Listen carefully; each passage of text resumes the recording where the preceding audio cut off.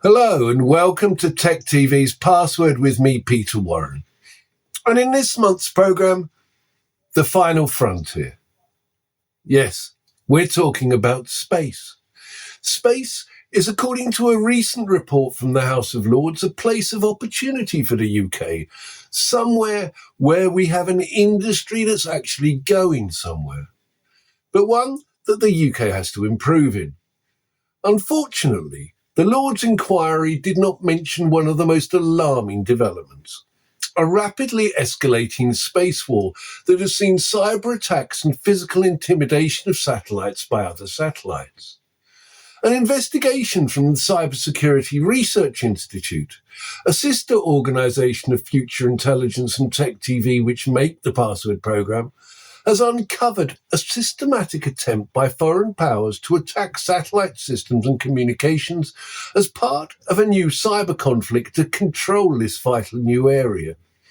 The attacks, according to those monitoring the developments, have been extensively used during the Ukrainian war and are now being used to apply geopolitical pressure as part of a coordinated attempt to demonstrate an ability to threaten vital global communication systems. Here's Clemence Poirier, a senior researcher at Switzerland's Zurich University's Centre for Security Studies, one of Europe's leading researchers on the issue. There is an increase in hostile maneuvers, unwelcomed maneuvers, unannounced maneuvers, but there is not fully yet a war in orbit. So us researchers, we like to define and categorize stuff. And we distinguish between the militarization of outer space, which is the use of space technologies to support military operations on Earth. This is not new at all. Always been there, with space starting with at the same time as development of nuclear weapons, and then space being used systematically in military operations since the Gulf War. So this is not new at all. It has intensified. Now it's also including a lot of commercial space services as well, used by belligerents, but it's not happening in orbit, the fight. So we distinguish that with the weaponization of outer space, which is the use and placement of weapons in space. And this is slowly emerging. It's not fully there yet. They are like things that states have been observing, such as development of counter space capabilities, anti-satellite tests. Those tests, they are not conducted against adversary satellites, but usually against old satellites, just to prove that you have that capabilities. Some states are also projecting hardly identifiable sub-satellites. So that means that one of their satellites is ejecting a sub-satellite. It's a bit what we discussed about this kind of like Russian doll type of space systems that then maneuver space, are deploying space planes that are highly maneuverable. There's also a development of civilian technologies that can be turned into weapons, potentially, like robotic arms that can grab a satellite to remove debris. So it's a civilian mission, but if you can grab the debris, you can also grab an adversary satellite. So all those things are slowly developing. So there's not really an armed conflict in space in the orbital environment, but might happen soon. You seem to be caveating. You're saying there isn't a conflict yet. Mm-hmm. If I were a human being and people were doing those sorts of things to me, I would feel more than a little annoyed. I would feel more than a little irritated. I would feel as though somebody was trying to wind me up. Yeah, and states are indeed annoyed. They are calling out some of those maneuvers. They are attributing those maneuvers to adversary states, sometimes releasing data about the approach, unwelcomed approach of adversary satellites, publicly stating that there's attempts to eavesdrop on them in those moments, or publicly attributing cyber attacks against satellites or electronic warfare against satellites. So states are a bit preparing themselves for a conflict in outer space right now. And so at what frequency is this? How often does this occur? How often does one satellite circle another? How often does one satellite put out its arm to try to intimidate another satellite? It's a very good question. So it's not something that happens every day.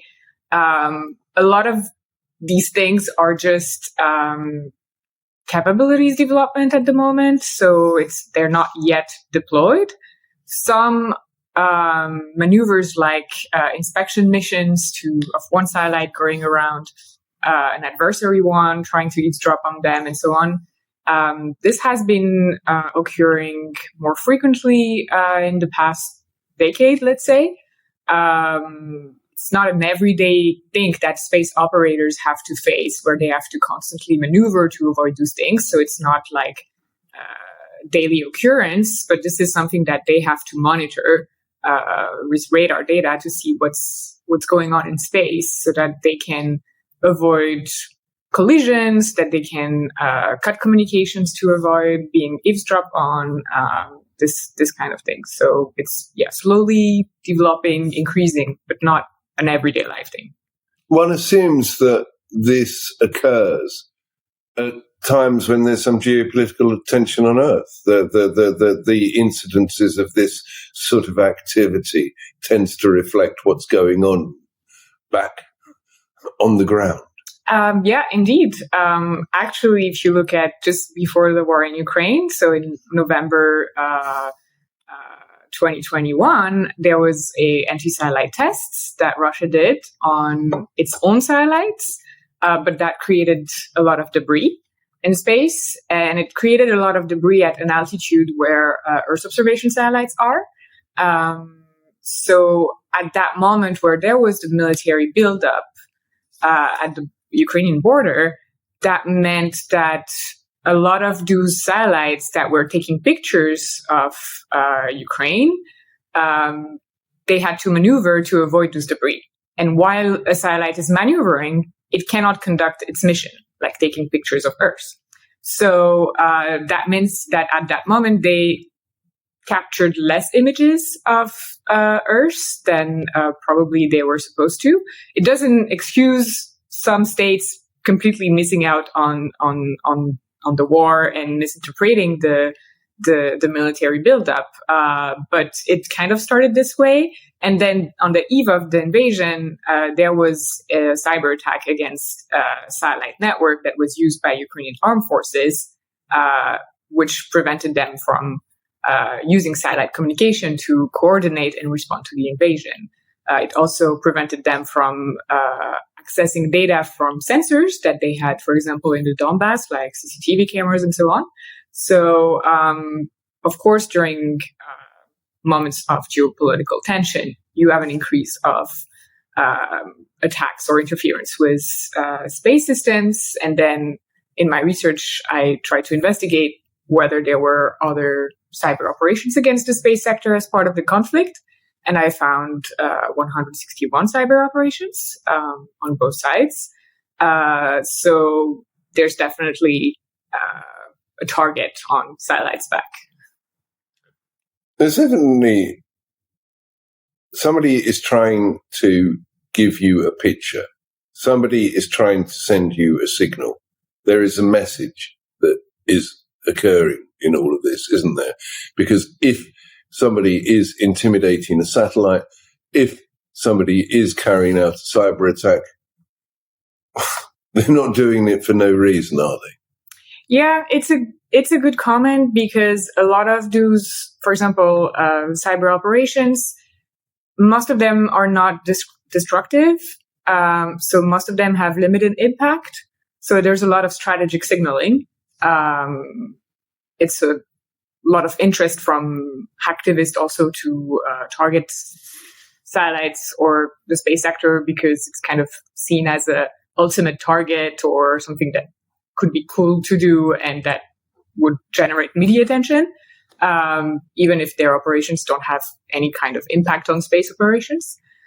So you have a few attacks that are very sophisticated and have impact, but most of them don't really have any effect on the battlefield for long periods. The researcher Clemence Poirier from the Swiss University ETH Zurich, who spoke to me at the tellingly named Software-Defined Space Conference in the Estonian capital Tallinn near the Russian border on the intimidation tactics that bear an uncanny similarity to the incidents where we have seen both Russian and Chinese ships damage undersea communication cables.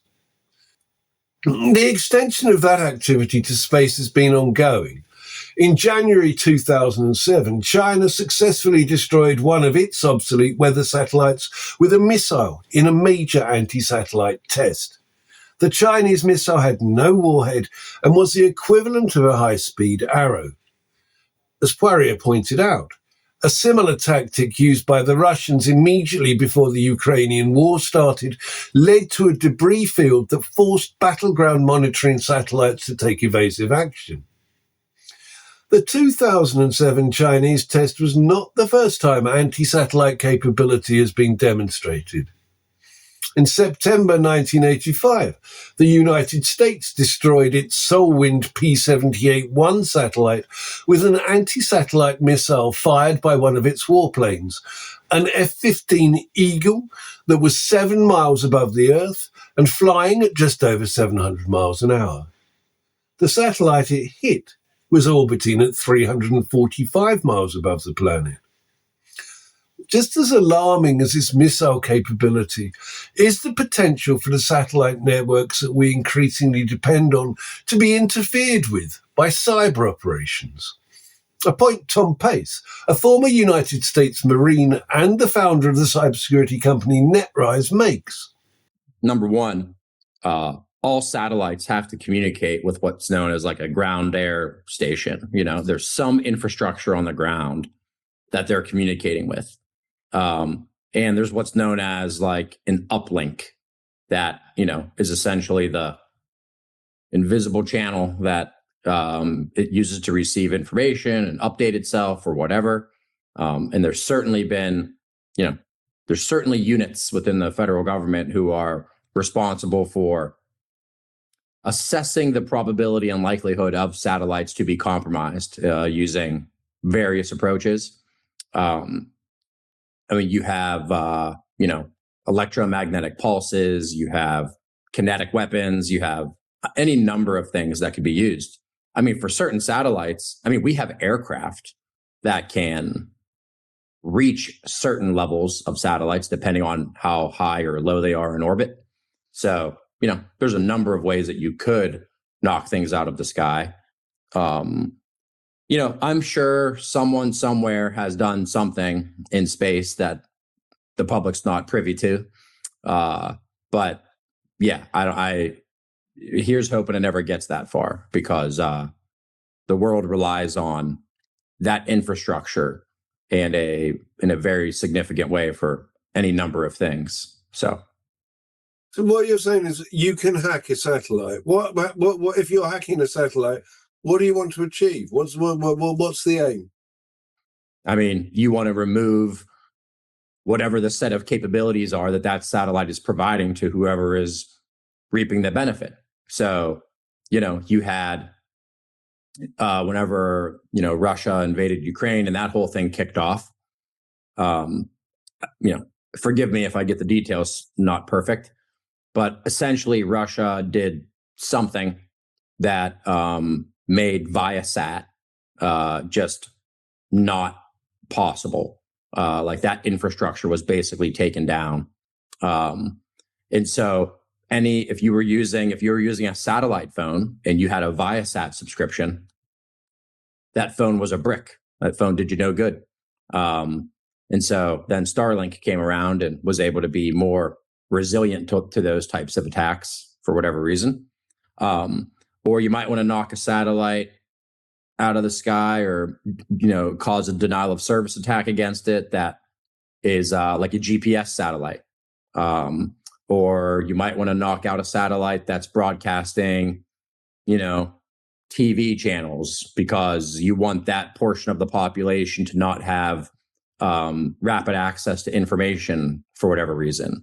I mean, just depends what your goals are and what those satellites are providing, whether or not you would want to, remove their ability to do what they're doing. Okay, so Tom, would you be able? You've mentioned that there's this huge flow of information that satellites are coming up with. Would you be able to poison that flow of information? Would you be able to distort that flow of information, give out false parameters and false analysis information? Sure. There was a recent story around. I think it was, I can't remember. I think it was like cell phone tower satellites, or, satellites that were owned and operated by like the big mobile carriers. But they found out that everything was being communicated in plain text, basically. And so, I think the assumption was everything was encrypted. That wasn't true. And so then you would have to imagine, what other assumptions have we been making that maybe aren't true? So the challenge would be, you'd have to determine, is there some level of integrity checking going on between the messages being sent and the messages being received? That's a normal part of, modern networking. But if you were able to somehow, spoof certain things and make a satellite receiver believe it was something that it wasn't, you would be able to essentially man in the middle of that traffic, just like you can man in the middle of any traffic, and then, manipulate the payloads and have it say something that's happening that isn't. NetRise's Tom Pace is an expert on the security of the internet control systems that run our lives because of his experience at the US's Department of Energy. As Pace adds, the space war is becoming increasingly perilous. Is my assumption. So, and there's also just this element of, mutually assured destruction in outer space, which is, we have the most space infrastructure by far. It's not even close. One has to imagine. I think we're the only country with a space force. Maybe China has one now. I'm frankly just not sure. They probably do, actually. But we almost certainly have the most advanced, space military group. So it would seem to be unwise for some other nation state to target our space infrastructure, knowing that the response would probably be not in kind. Why is the Space Force then, Tom? What is this Space Force? It's not lots and lots of science fiction-like devices, is it? Well, Space Force is just a branch of the Air Force currently. It's a subset of the Air Force. Remains to be seen if it's ends up getting its own, its own branch of the military. Currently, that's not the case. I just think, Space Force is just a set of people in a mission that is distinct, so that you can have a group of people that are focused on a particular, area of operations, right? It's the same reason we have a Navy. Why don't we have the Army? But what I was asking was what sort of vehicle? What does it look like? Are these drones? Are these very high altitude airplanes? Are they? What does a Space Force look like? Well, I don't know that you're getting into a territory, I think, that is probably not known by anyone publicly. I don't know that they have a well-defined set of like vehicles in that sense. I mean, there is like some Boeing space vehicles that are, you know, well known and established out there. But you know, all the vehicles that are moving up and down through space are SpaceX now. NetRise's Tom Pace, and his echoing of the Cold War phrase mutually assured destruction regarding attacks on satellites was not the only time it has been mentioned. Several of those interviewed for the CSRI report mentioned electromagnetic pulse weapons, a terrifying new weapon system development based on the discovery that a side effect of nuclear weapons was a pulse of energy that will wipe out all electrical systems, including our essential power grids. It's something that the US in particular is very worried about.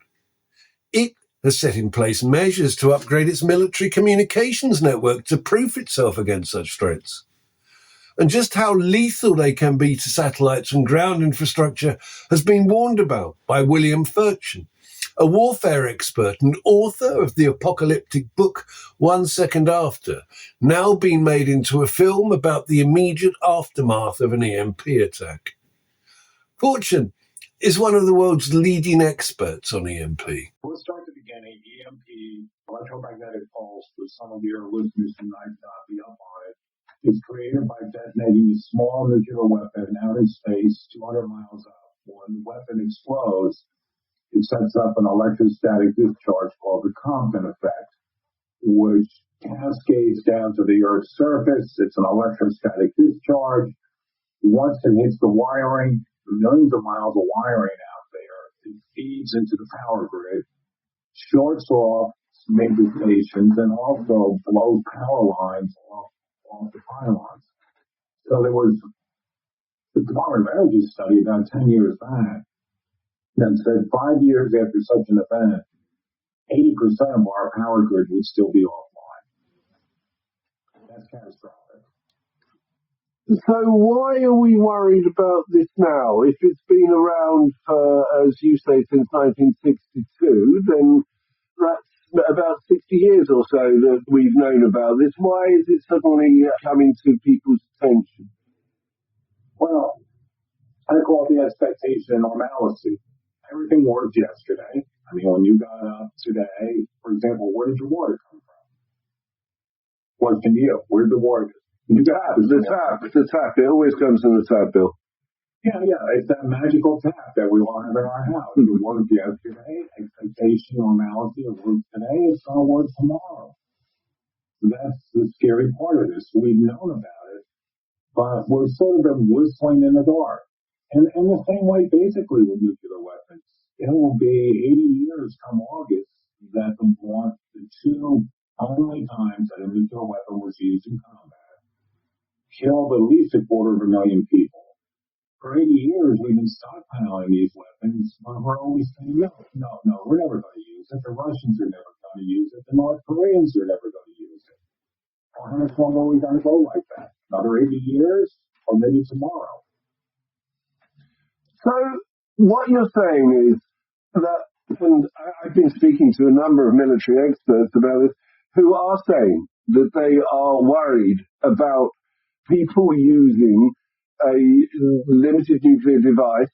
Obviously, it's not going to have the impact that a nuclear device may have if it's dropped on the ground, but when detonated in the atmosphere, as you say, it will wipe out the power grid. Yeah, I suspect that you might have been a kid during the Cold War. I mean, I was born in 1950. And throughout the 50s, 60s, 70s, it was called mutual assured destruction. Man, I love that. Man, the mutual assured destruction. Russians hit us, we hit them. We were always thinking in those days of massive, hundreds, thousands of missiles hitting. Well, EMP is a game changer and has been all along. Worst case scenario for the United States is only 3. You detonate a weapon over eastern, central, western United States. 1 second after, title of the book, but it's also real. 1 second after, everything starts to shut down. And then, hold on, management's hierarchy of needs. Where did your order come from? Well, food supply. Average town only has about 20 days worth of food on hand. The trucks aren't running anymore. Gas stations aren't working anymore. This isn't working. Medication isn't working. All of these factors together start creating a massive die-off within a matter of weeks. The EMP expert William Furchin on EMP attacks, as he says, it would be mutually assured destruction, the deliberate acronym for which is MAD. Such consequences are not lost on those developing offensive systems in space. Many of those we spoke to mentioned other, more conventional types of new weapons that could be deployed without inflicting such massive global damage. Two very surgical technologies in particular stood out. Lasers and high-intensity radio frequency guns, a glorified microwave oven that can fry all of the circuitry a HERF beam hits by overloading electronic circuits and causing them to either burn out or crash. HERF guns are already being developed to take out drone swarms as a response to the use of the remote technology in the Ukraine. And they are already being deployed by navies and armies around the world, with HERF guns being spotted on naval vessels and tanks to deal with drones and incoming missiles. Well, the UK's Royal Navy has also announced its development of Dragonfire, a laser-directed energy weapon that provides its ships with self-defense again against threats like drones, missiles, and aircraft. Dragonfire uses a high-power laser beam to heat and damage a target at long range. It's delivered with very precise tracking and beam control systems, so the energy stays on a small spot. Demonstrations have shown such accuracy that it can hit a target the size of a pound coin at about 1 kilometre, a key to making the weapon effective without using enormous power. A burst of Dragonfire costs around £10, nothing in comparison to the hundreds of thousands of pounds of missile costs. So why has space suddenly become this contested? As ever, the answer is depressingly simple. Space is power and riches. Here's NetRice's Tom Pace again. There's one of our investors has a investment in a satellite company, and they use them for insurance adjustment purposes. They use them to take pictures and monitor, big swaths of forests and national parks to attempt to predict where they would expect to see fires break out and stuff by, the dryness of the environment and things like that.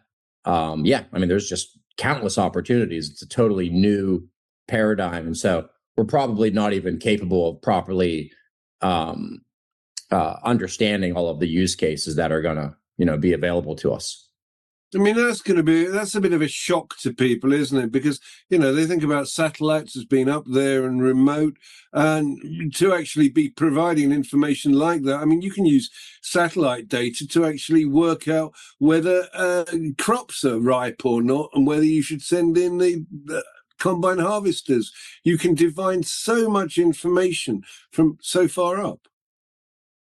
100%. I mean, the federal government's known this for a long time. They created entire government agencies and military systems for it. You have in the United States, you have the National Reconnaissance Office, you have the National Geospatial Intelligence Agency.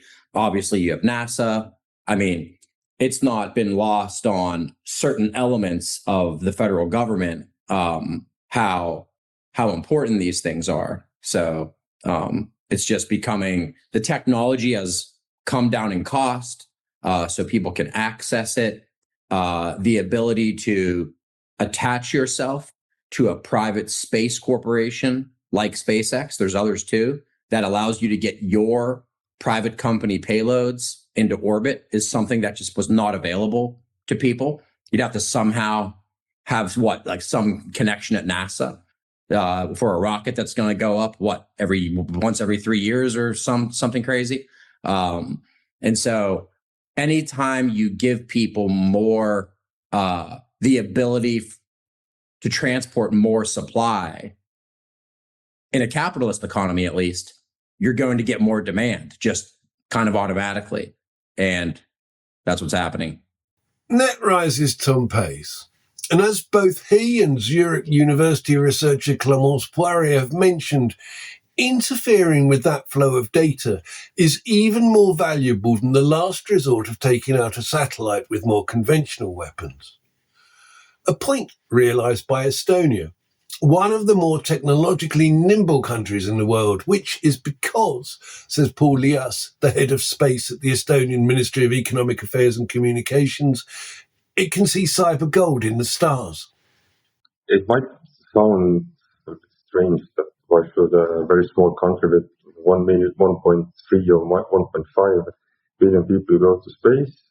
Actually, it makes sense because one of the challenges Estonia and the Estonian industry has been facing is that we don't have that many products to export and to be on the high level in the supply chain. And what we have discovered in the space sector, working together with the European Space Agency, for example, is that space helps and motivates our industry to invest more into R&D activities, and not only our the companies themselves, but also attract venture capital, for example. So we see that we can develop technology, and with this technology we can of course be more higher in the supply chains and be more efficient in what we are doing. So not only doing the subcontract manufacturing for others in Europe, for example, but be owners of our own products and services. And of course, if you're talking about the space domain, then it doesn't mean always that we are developing scientific missions or launchers, but it's also the spin-off effects, for example.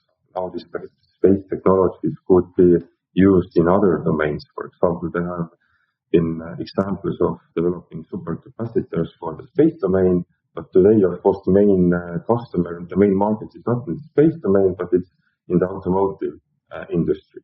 So investing into space means that we are going to really develop the high-end technologies which can be used in other sectors and grounds. And then, of course, there is the other aspect, the spin-in effect. So how we can use the technologies what we have developed on ground, how we can use them in the space domain. For example, Estonia is very well known for cybersecurity, and when we were working on the Estonian space policy more than 6 years ago, then we were exactly looking for the right fit for Estonia. Because how should Estonia enter the space domain, for example, and should we compete with existing industry in Europe or US, which is maybe not that profitable? It was one of the questions, how to enter, what are the niche opportunities?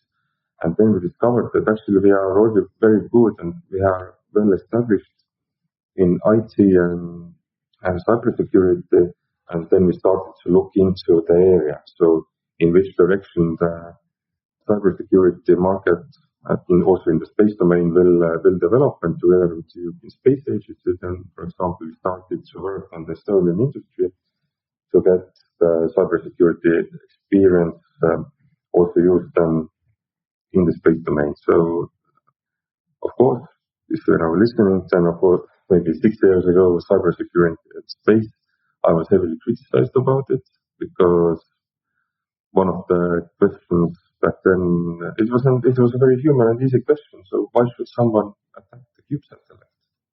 So what's the economical benefit? And back then it was also a valid point. So what's the value of the space services? What people did not realize is that how dependent actually we are on our daily lives. GNSS is one of the easiest examples of all the applications on our phone to deliver food and get the cab, right? But now, if you are in a crisis or in a war situation, even in Europe, then we can see that all the operations, starting from weather to drone attacks, they need data about be aware of the situation or in which direction we should go until connectivity. So we can get information from the field and or even not only during war, but in times of crisis, for example, heavy storms, which due to that we have no connectivity. So with satellite connectivity, it's rather easy to set up networks in the area to establish connectivity. So I think, and so it also points now out that space services, space infrastructure, both on ground and in space, are attractive targets for someone who wants to mess up your daily life. Estonia is very well known for very deliberately electing to get involved in technology. They thought that as a nation, it thought, right, don't have huge amounts of raw materials, what can we do? So what's the key component about developing a high-tech economy? What's the key component to wanting to get involved in space? What is it that you need? Or what is it that you have? I think if you're developing a technology industry, then the most important component is not the natural resources, but it's the human resources. To have smart and educated people who are also very well motivated. For me, because just by my own example, because my life is very much connected with the Estonian space sector. So when I was a small kid, and I was more fascinated in aviation, for example. It was a very cool area in my opinion, but somehow I ended up in the first Estonian student satellite. How cool is that? You can really build the first Estonian satellite mission from scratch. And it was 2008 when we started the project. And it was basically a team who had no idea what we were doing. We had no idea about space technology, but we had this will and urge, okay, we want to do something cool. Started doing it, and in 2013 we were able to launch it, and it was a very successful mission. And it was successful because we had no one who helped us. Paul Lias, head of space at the Estonian Ministry of Economic Affairs and Communication, proving, to paraphrase Oscar Wilde's immortal line, that while many of us are in the gutter, some of us are looking to the stars. Estonia's not alone in such lofty sentiments. Many have already begun to decry the spoiling of space. Dr. Bledin Bowen is a lecturer in international relations at Durham University and the author of War in Space. He says that we should really be pragmatic about why we ventured into space in the first place. Well, space is used for military purposes and always has been from day one. So ever since Sputnik went up into space, it was more about its demonstration as the Soviet Union's ability to launch nuclear weapons towards the United States rather than putting a radio beacon up in orbit. Similarly, the United States was able then to put spy satellites onto its long-range rockets and ICBMs to spy on the Soviet Union. And what you get from the 1980s is an increased reliance on satellites for military systems to start targeting each other, especially long-range strike capabilities. So what you have today is that continued maturation of those technologies that first really came about in the 1980s in terms of tactically relevant space-based intelligence and surveillance and reconnaissance systems.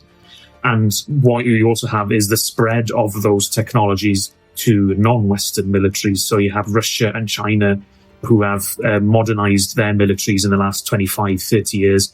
The Russians picking up where the Soviet Union left off in the 1980s because Russia went through quite a lot of economic distress in the 90s and their old systems fell apart. But Russia's rebuilt a lot of those, and China is modernizing its military power across the board, and its military space reconnaissance systems are part and parcel of that modernization and expansion. In terms of waging modern warfare, It's not a done deal if you don't have space support. It very much depends on the situation at hand. So, and the actual war that you're talking about. So, for example, the United States still had a very tough time, putting it politely, in Afghanistan and Iraq, despite having an unchallenged dominance of outer space. It still couldn't beat the Iraqi insurgency indefinitely. It still could not defeat the Taliban in Afghanistan.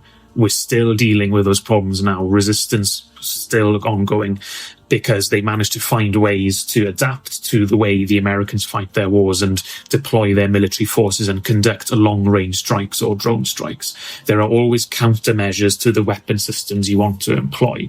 And we're seeing that a lot now in the Nagorno-Karabakh clashes between Armenia and Azerbaijan, where you can have all the drones you want and all the satellites, but if you have good air defense systems, you can start swatting them out of the sky if you want, if you have the right sort of systems. You can also start denying your visibility to the enemy as well. Al-Qaeda in the invasion of Afghanistan 2001 got very creative in hiding their forces from American space-based sensors and made life increasingly more difficult for long-range precision weapons for the United States.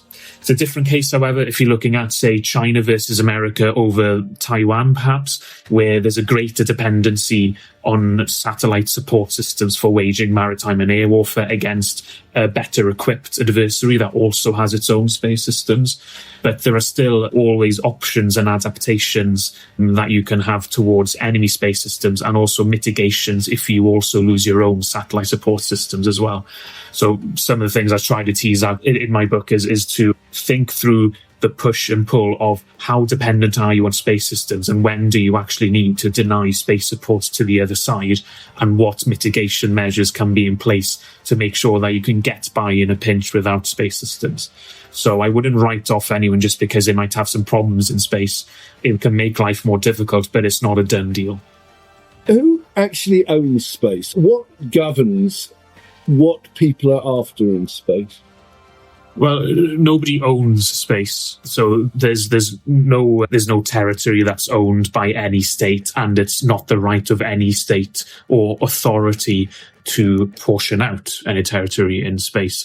So when it comes to governing outer space, the only things that's written down on paper really is the Outer Space Treaty of 1967, and then 3 other sub-treaties that are building on various principles in the Outer Space Treaty.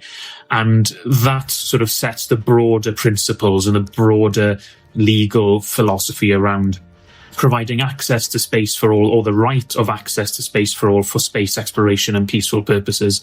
But it also does not contravene the right of states to defend themselves, according to the Article 51 of the UN Charter. So it's very loose. It's a very broad framework. And the only things that are sort of properly outlawed is the appropriation or claiming of territory. So you can't make a sovereign claim on any territory. You can't place weapons of mass destruction loosely defined in Earth orbit or on celestial bodies like the moon or asteroids. And you can't build military installations on celestial bodies like the moon and asteroids or any other planet. So that in a nutshell is sort of the international legal framework around outer space activities. And it was basically a fairly easy one for the Soviets and the Americans to agree upon in 1967, because there was very little to be gained for either side in trying to put any military installations on the moon. It really wasn't that relevant, and it still isn't that relevant in military strategic terms today. The moon is pretty much relevant for science and exploration still.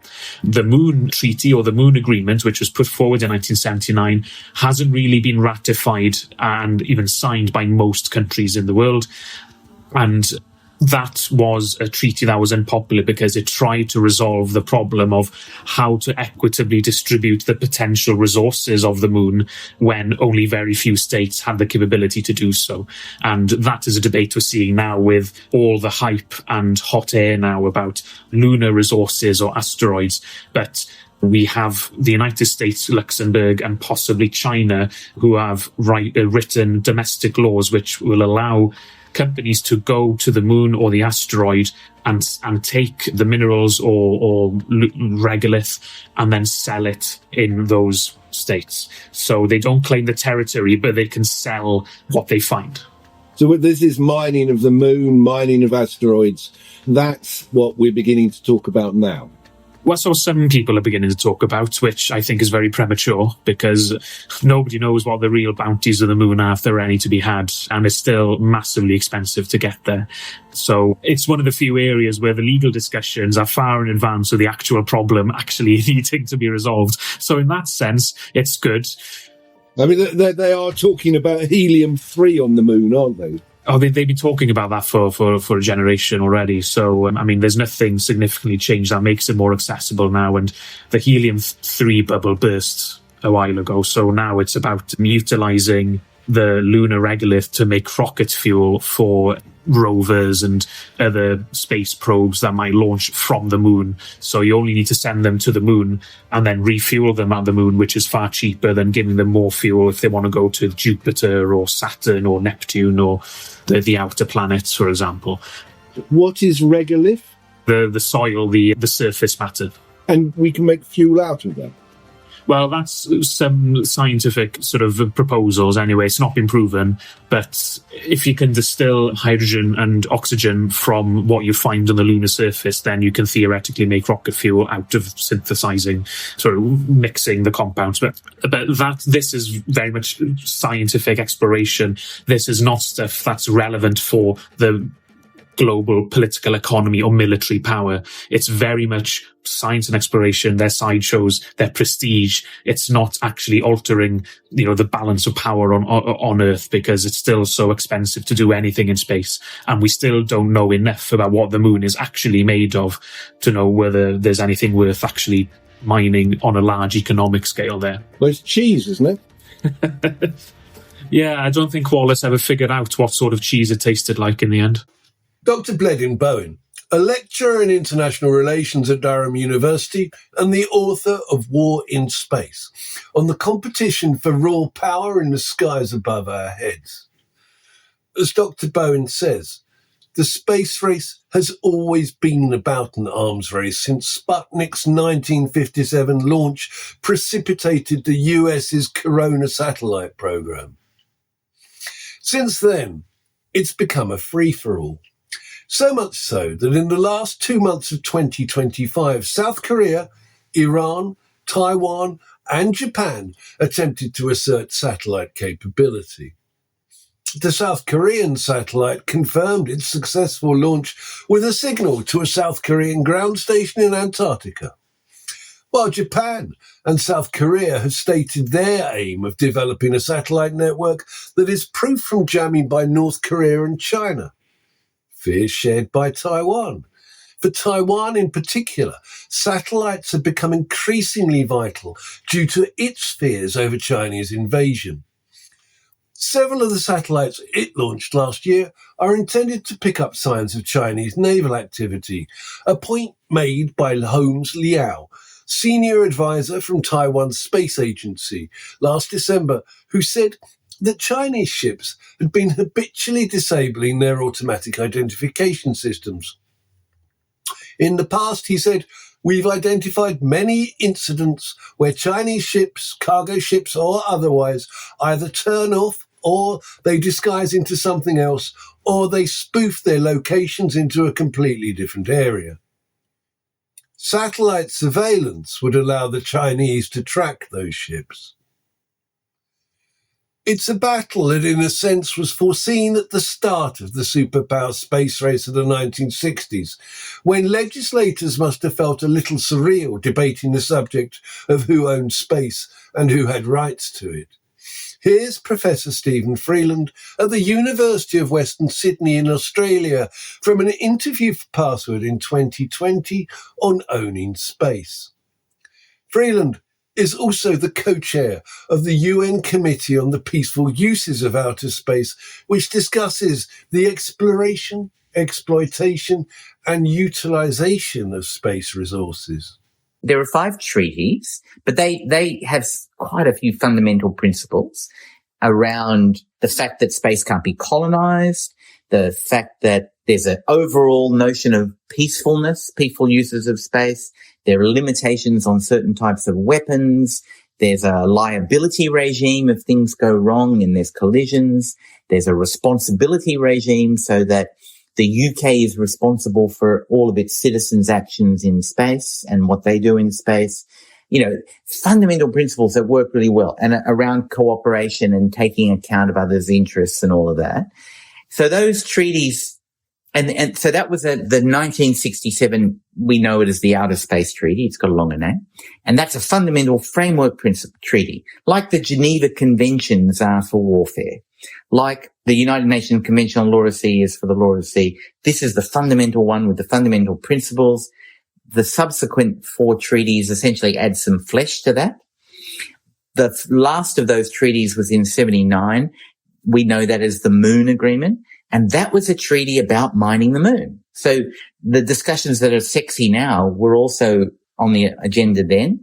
And that really highlighted this notion of how do we get the benefits? Because only a few people could actually do that. And in that treaty, through weight of numbers of voting with all these newly independent countries, it says, if we set up a regime to exploit these resources, we have to do it safely, sustainably, and benefits somehow have to be shared on an equitable basis amongst everybody. And those discussions were going on, because it's all politics, at exactly the same time that the same discussions were going on with the same diplomats about mining the deep seabed in the law of the sea. So the Moon Treaty is 1979 and the Law of the Sea Treaty is 1982. And even though there's 3 years difference, they're essentially simultaneous, and the negotiations for them were simultaneous, and the same people were going from meeting to meeting. And so the same issues that come up in the Law of the Sea. And the Law of the Sea also says, sure, if you're going to mine the deep seabed, you've got to do it safely, sustainably, and you've got to share the benefits. And so exactly the same thing happened in both treaties. The big boys and girls said, okay, well, we're not going to sign up because we don't believe we're spending all the money, effort, R&D, etc. Why should we share the benefits? Even though the underlying notion is about cooperation, but geopolitics, it was all about geopolitics and ideological differences. So in terms of those countries that haven't signed up, then I understand it's the big players that haven't signed up. So the UK, the US, the Russia. Correct. To the Moon Agreement. In fact, there's only the US, Russia, China. There's only 18 countries that have signed the Moon Agreement, right? That ratified it, including my country, Australia. So I'm very proud of my country. So the Moon Agreement, and the United States has already said this, they don't regard that as part of any basis for discussion in the discussions that I'll be moderating. And there's lots of other preliminary discussions going on, but there are lessons to be learned from some of the things there. So we don't have any more treaties since 79 because that treaty brought this raw difference, right? But we have lots of, since then, technology's racing ahead. So we have lots of other types of instruments that are not traditional law binding, but they're codes of conduct, they're guidelines, they're UN principles about a whole range of different things and law, especially when it comes to space, it's all about regulating behavior and leading to behavioral norms which are responsible to allow us to move sustainably forward. And so there's a lot so a lot of those things might not be traditional binding law, but they actually have, value and normative effect. And then in addition to that, more and more countries like your country, like my country, have national law because more and more private entities are engaging in space. So the UK it has obligations under the Outer Space Treaty. It brings them into, it has to implement them, but it also wants to regulate you to make sure that what you're doing meets with what the UK's obligations are, but also what their industry guidelines and of course their national security is. So there are lots of law, but clearly the technology races ahead. Law never keeps up with technology. It's impossible, and it shouldn't because the technology moves. And so we need to try to supplement what we've got, build on these principles that serve us well. They've stopped there being wars in space. Space has essentially worked, albeit, there are many issues. So we need to build on that with more behavioral things, whether they take the form of formal treaties is going to be very hard, because in this geopolitical climate, to get a multilateral treaty on anything, not just space, is impossible, right? But that doesn't mean we won't get other types of understandings. And even just last year, the UN committee agreed, it took a long time, it took them 7 or 8 years to agree them, principles about the sustainability of space. So we are moving forward. It's slow. There are many agendas, difficult discussions, but in a sense, we've got to get it right. And as I keep on saying until people get so bored, there's a common interest in finding a way, even notwithstanding that I hate you and you hate me terrestrially, and we are quote unquote competitors. It's not in either of our interests to screw it up. Professor Stephen Freeland of the University of Western Sydney in Australia, who is also the co-chair of the UN Committee on the Peaceful Uses of Outer Space, on the debate about who should do what in space. It's a debate that could be stillborn at a time when the US is trying to assert control over Greenland, which, as we heard from Dr. Malmgren, is pivotal to Earth's satellites. As Dr. Malmgren pointed out, the new NASA chief, Jared Isaacman, a close friend of Elon Musk, says space is not just about scientific discovery. It's about strategic security dominance. And the Pentagon has said the most important war-fighting domain is space. So it's not really about ideas like Elon Musk's and others of setting up colonies on Mars and the Moon. Begging the question, have we not really evolved beyond the depressing end of Stanley Kubrick's Dr. Strangelove, where even in the wake of a nuclear apocalypse, the characters discuss a post-nuclear winter conflict? For as William Furchin said earlier, in the aftermath of a nuclear war, electromagnetic pulses would have permanently destroyed the world's power grids. So it's perhaps ironic that one of the most compelling attractions of space for our modern age is due to its harsh conditions. It is perfect for the building of data centers to develop massive AI processing without some of the attendant water and energy issues. Space is cold, so the cooling needs of current data centers would not be a problem. The data centers could be solar powered. Solar panels in space are massively more efficient than they are on Earth. A solar panel on an orbiting data center is 5 times more efficient than a solar panel on Earth. Sounds like science fiction? But so much of what you've been listening to once was. And data centers in space are already happening. Over a year ago, Lumen Orbit, now renamed as StarCloud, announced plans for data centers in space and has received funding to do that. A development that makes securing space even more important. There is, though, an issue that might go beyond computer viruses, missiles, and high-tech weapons. We're throwing so much material into space that 2 satellites now come down a day, and we work on the principle that what goes up must come down. But that's not true of the biological microbes that we send up on our devices. Something that Bill Miller, a former NASA scientist now with the commercial company Deep Space, says means we could be sending alien life forms out into deep space. The singular reality is that we've become what's called an agent of panspermia. Let me explain, because it sounds like a complicated term, but it's not really. One of the many theories of the origin of life on Earth is that it's come from outer space. I think many people are familiar with that. And of course, we don't know. It is possible that the planet was seeded by pre-existing life that is coming in from outer space, and then the planet, the theory is, was a fertile location for life. So life may be abundant out there, and it starts from either multiple places around the universe or perhaps even just one central location and disseminates outward. And one of the reasons that this is a very prominent theory is because of the mystery of why we can't find any life. Scientists for decades and decades have believed that life is prominent throughout the universe simply because, on a statistical basis, the hundreds of trillions of stars and the even many more exoplanets mean life should be everywhere, and yet life is nowhere to be found. Panspermia is the thought that life has come from outside. Now we are doing it. How did it happen? Well, it began from the very first moment we started to put spacecraft and propel it up into space. Here's why. NASA was serious about the possibility of sending germs out into space. They didn't think it was a good idea right from the very beginning. The engineers were aware that this was a problem.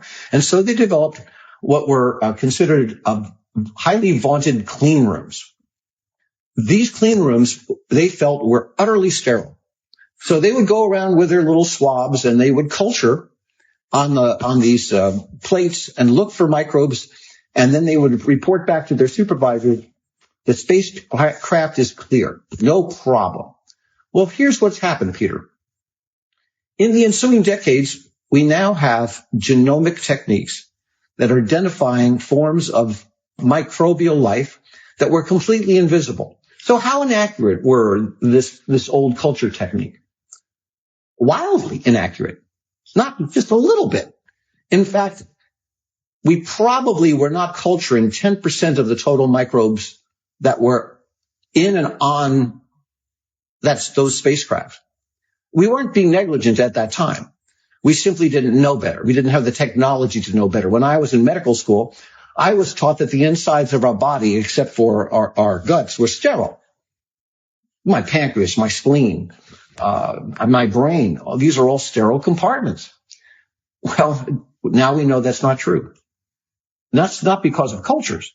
That's because of these new enhanced genomic techniques.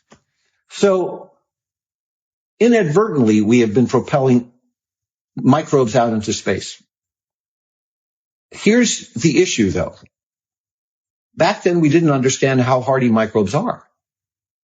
They're just unbelievably resilient.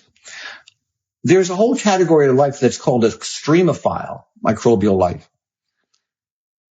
There is no nook or cranny on Earth going down as many miles as we can dig to the very top of the stratosphere that does not have its companion microbial life.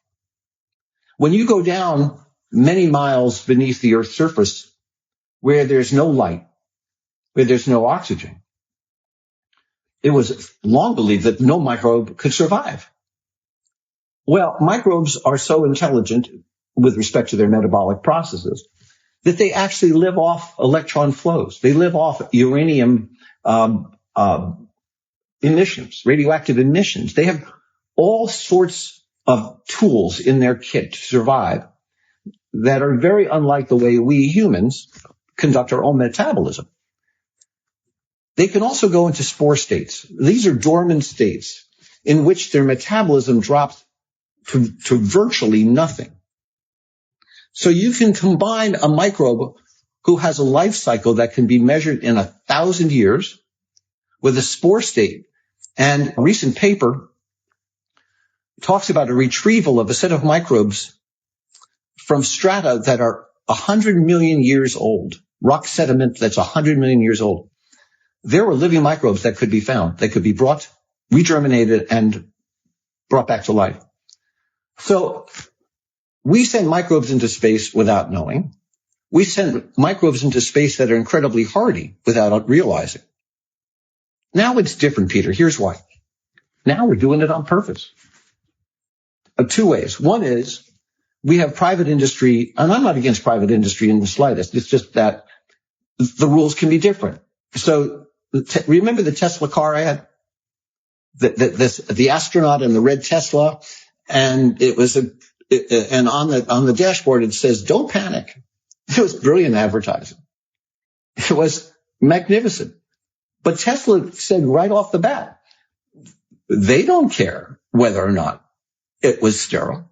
They didn't even try. It didn't matter to them. But here's the issue. This particular craft is got a loop, and I don't remember the exact number of years, and but it loops the solar system every couple of decades or so. I'm making that up because I don't remember the exact cycling, and they say, it won't crash into a planet for at least 1.2 million years. Well, so what? So what? All that time, little tiny bits of comets, space dust, micrometeorites are impacting that craft. Eventually, over a long period of time, that craft will be pulverized into a hulk. But the spacesuit, the visor, every single thing, all of that has microbes on it. And every time something hits it, some of those hardy little devils are going to be going off wherever they go on trajectories that are unknowable with organisms that can live for an unknown length of time. Well, how consequential is this? In the 1970s, we sent out Voyager 1 and Voyager 2. Their task was to go past Saturn and Jupiter and do some great science, and they did. They succeeded. It was a very good project with respect to that science. Of course, those crafts were thought to be sterile and were definitely not. Well, the Voyager succeeded so well that now it's actually exiting the heliosphere. The heliosphere is the region of space which is under the sun's influence. That's not the end of the solar system. That goes out way farther, the Oort belt, and that's another 10,000 years of travel, even though the Voyager crafts are traveling at 1 million miles a day. We are in the process of sending life outside the solar system. We have become agents of panspermia. So if you want to catalog in all human history, what is the single most significant activity of man? Don't give me speeches and don't talk to me about wars. This is it. This is our human moment. No one's talking about it. Bill Miller, the NASA scientist now with deep space on human microbes, the human debris that we don't think about that may be beating us to the stars. Cyber warfare, germ warfare, wherever humans go, there's always conflict. When will we ever learn? We'll leave you musing on that while you look up at the stars. PassW0rd is a future intelligence production for TechTV. Research for this program was based on a report for the Cybersecurity Research Institute. The program was presented and written by me, Peter Warren, and sound edited and produced by the imperturbable Blue Buffery, and edited and co-produced by Bill Mew. If you'd like to know more about the war in space, go to the Future Intelligence website, www.futureintelligence.co.uk. Thanks for listening, and goodbye.